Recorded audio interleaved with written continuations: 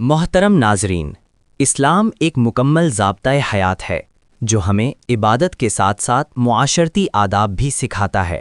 آج ہم بات کریں گے کھانے کی دعوت اور میزبان کے حقوق کے حوالے سے ایک بہت ہی اہم حدیث مبارکہ پر۔ حضرت عبداللہ بن عمر رضی اللہ تعالی عنہما سے روایت ہے کہ حضور نبی کریم صلی اللہ تعالی علیہ وآلہ وسلم نے ارشاد فرمایا، جس شخص کو کھانے کی دعوت دی جائے اور وہ بے وجہ شرعی دعوت قبول نہ کرے تو اس نے اللہ تعالیٰ اور اس کے رسول کی نافرمانی کی، اور جو بغیر دعوت کے پہنچ جائے تو وہ چور کی طرح گیا اور ڈاکو بن کر نکلا۔ اس حدیث مبارکہ میں دو اہم باتیں بیان کی گئی ہیں۔ پہلی بات، مسلمان کی دعوت کو رد کرنا بغیر کسی شرعی مجبوری کے اللہ اور اس کے رسول کی ناراضگی کا باعث ہے۔ دعوت قبول کرنے سے آپس میں محبت بڑھتی ہے اور تعلقات مضبوط ہوتے ہیں۔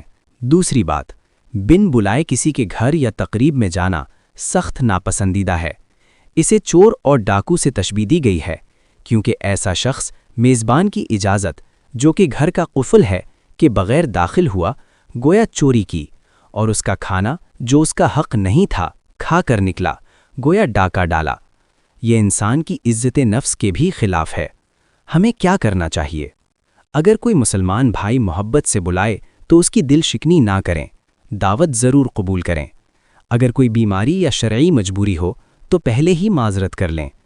شادی بیاہ یا تقریبات میں بن بلائے جانے سے سختی سے پرہیز کریں، یہ ایک غیر اخلاقی حرکت ہے۔